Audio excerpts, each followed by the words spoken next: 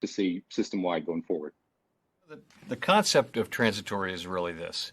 It is that the increases will happen. We're not saying they will reverse. That's not what transitory means. It means that the increases in prices will happen, so there will be inflation, but that the process of inflation will stop, so that there won't be further. When we think of inflation, we really think of inflation going up year upon year upon year upon year. That's inflation.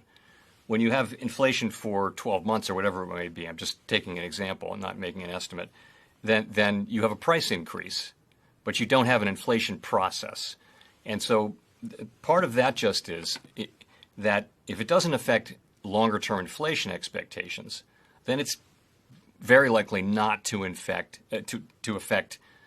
the process of inflation going forward. So what I mean by transitory is just something that doesn't leave a permanent mark on the inflation process.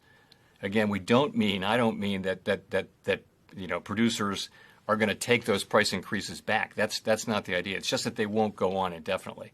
So to the extent people are implementing price increases because raw materials are going up or labor costs or something's going up, the question really for inflation really is, does that mean they're going to go up the next year by the same amount? So you're going to be in a process where the inflation process gets going, and that happens because people's expectations about future inflation move up, and we don't think that's happening. There's no evidence that it's happening. All the evidence is that it's not happening, but nonetheless, we have to watch this very carefully because this is, we have two mandates: maximum employment and price stability. Price stability for us means inflation averaging 2% over time, and so we've got to be very careful about that. But I think it's a good point that it's a term. What it really means is temporary.